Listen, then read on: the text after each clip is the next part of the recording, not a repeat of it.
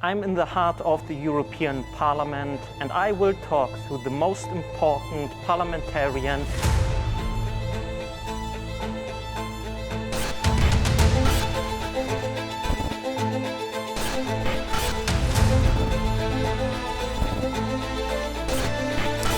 Hello and welcome to EPHI here in the European Parliament. We are pleased that we have MEP Düpont here with us. Thank you so much for taking your time. Well, thanks for having me here.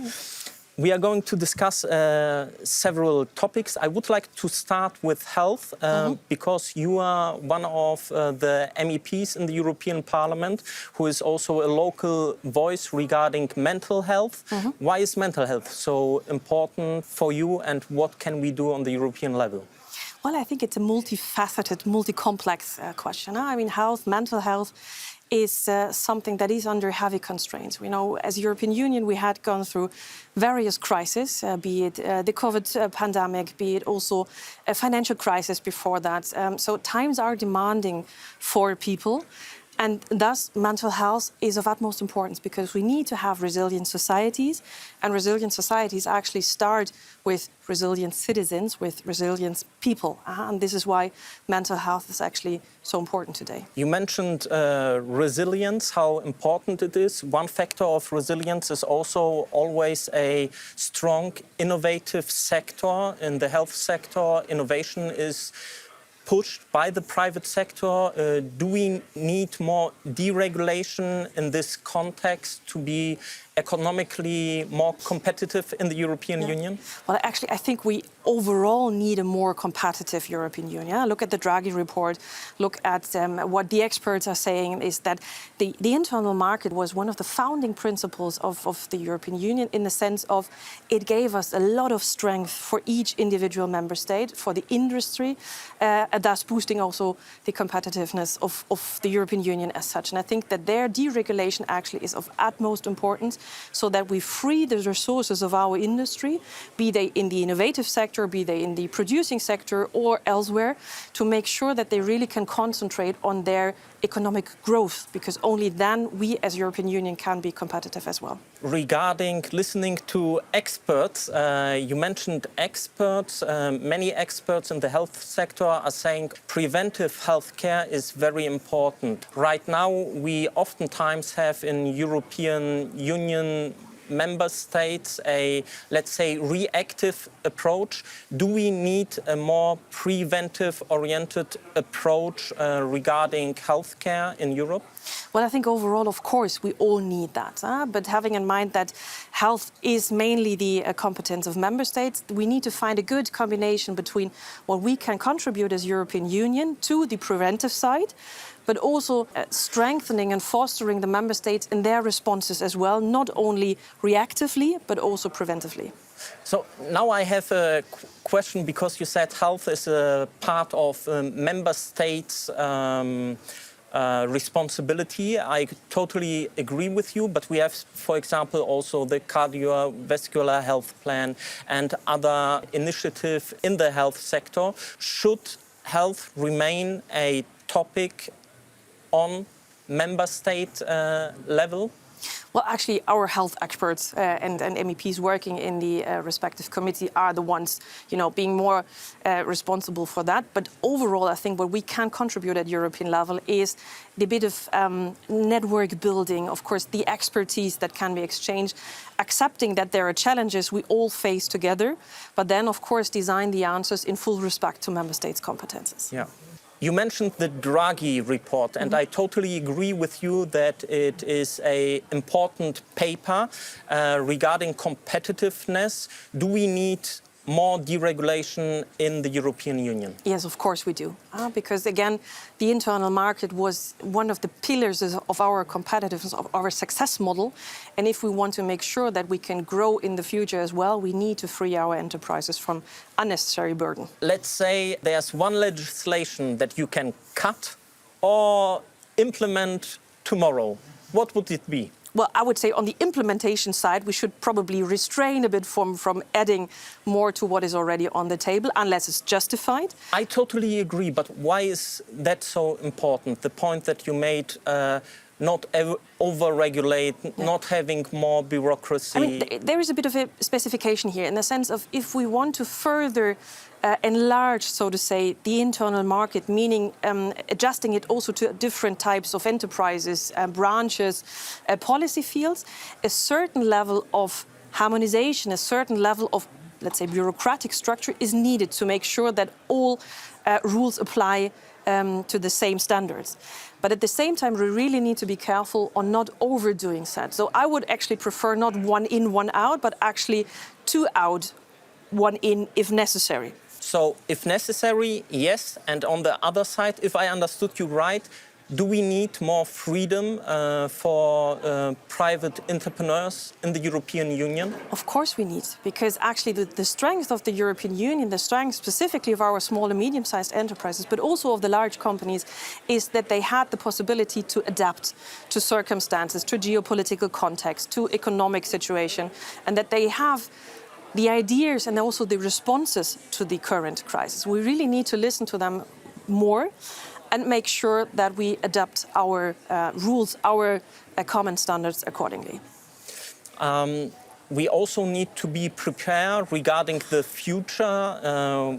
We also talk in the European Parliament a lot about energy grids, energy security. What do you think regarding preparedness in the context of, let's say, environment? Are we lacking? Are we behind? Or what could we do? The first thing when it comes to energy we need to have in mind is that the mix of energy procurement is a decision of the member state. But at the same time, we are so interconnected by now within the European Union that we need to actually strengthen our resilience also of the infrastructure as such, which means, of course, we need to adapt that to the increase of renewable energies. At the same time, we need to make sure that energy as critical infrastructure is protected against sabotage, against technical failures, that there is a system of redundance as well. So if one system goes out for whatever reasons, we have a backup system that can immediately jump in. And we also need to prepare it actually for, let's say, the worst case, meaning that we have a prolonged blackout. It can be caused by sabotage, can be caused by technical failure, can be caused by interruptions. But we need to make sure that we provide energy to our citizens under any circumstances. You just mentioned blackouts, possible blackouts in the European Union. Regarding preparedness, do we need a stronger mix of energy in the European Union? Well, again, it's according to the member states on how they set up the mix. But if they go for a mix, they need to make sure that they always have a backup system. So what we saw in Spain, for example, technical failure, this should not happen. What we experienced in Berlin, act of sabotage at the beginning of the year, should also not happen in terms of redundance. Could you just explain what happened in Berlin, because you are referring to the left radical terrorist group? What exactly happened in Berlin? Well, of course, there was a sabotage, an act of sabotage. You can also call it an act of terrorism in that sense, that destroyed energy infrastructure. And here, two things are important. I mean, one thing is the response to that. So making sure that the quickest way possible, we are able to regain the energy. And at the same time, this is where redundance or resilience, to a certain extent, both kick in the sense of if you have a redundant cable which is placed directly next to each other, which might help if it's just the oldness of the material and something might happen because of that, which does clearly not help if someone is throwing a bomb into it. So we need to make sure that resilience and redundance is part of our energy grid overall. You also mentioned preparedness, and in the context of preparedness, oftentimes Sweden is mentioned. What can we learn as Europeans from the Swedish model? Well, actually, there's a lot to learn. First thing, we need to make sure that we as European Union share the same risk perception. why we need to be prepared for what kind of scenario. And there, Sweden, the Finns as well, the Baltic countries are very good examples on a clear communication on what is the risk and why should we prepare for it. How do we prepare for that? And how do we adapt also our governmental structures, for example? So what Minister calls the whole of government, whole of society, all-hazard approach. And I'd like to quote the Swedish State Secretary for Defense, with whom I had the pleasure to have a conference just a few weeks ago here in Brussels, where he said, well, if you are prepared for the worst, you're also prepared for the lighter scenarios, be it natural disasters, sabotage, or cascading effects. If you just prepare for the lighter scenarios, then you're not prepared for the worst case. And this is how I would also see that at European level, again, in full respect of member states' competences here, but our level of preparedness can actually be better, starting with the citizens, their own responsibility for preparedness, like having enough food, water, medicine with you, your important documents, but also going further to making sure that our first responders are resilient, that they have enough resources, that we have enough personnel, and then also, of course, to a scenario where the European Union can support and needs to support also emergency responses in case of natural disasters, but also in case of a military aggression. Interrupting with love, preparedness and worst-case scenarios. You are also in the forefront regarding migration policies here in the House, in the European Parliament. Regarding migration policies, what is, in your view, the worst-case scenario? Well, of course, we are actively and closely monitoring the situation in the Middle East. Of course, we have a close eye and are in close contact with our partners in the region. And see how migratory movements actually are developing. For the time being, we do not see large-scale movements, but of course this is a situation we always have in mind that can change rather quickly, specifically when we're also having in mind that food security and the Strait of Hormuz is not only important because of oil, but also because of fertilizers, and that will have a repercussion indeed for food production, food security overall. So the triggering for migratory movements are there. We don't see the movement yet. And why you mentioned food security? Why is food security so important? Because it's one of the drivers actually of migratory movements, a very clear indicator that whenever a country or a region is already in crisis, adding food security or food instability in that sense, to that, of course, increases the vulnerability of societies. And that's in that specific area and that geographical location, we do have a lot of third countries. We do have a lot of regions who are already unstable as such. And this is why we are monitoring both the security situation, but of course also providing the support for countries in that region as much as we can. And regarding migration, we had a couple of weeks a vote on stricter migration rules, something what many citizens in Europe are asking for. Now this vote was together, conservatives voted together with those to their right, but they delivered. What do you say to that? Well, first of all, the mandate voted on is pure EPP policy. It has been put forward on the basis of our position as EPP that we had drafted long ago. My latest paper on that was from the beginning of the term. Second, it combines the mandate of the Council, so the mandate we are having already on the table, requested by the Member States and the governments of the Member States, plus the parts of the Commission's mandates that we support.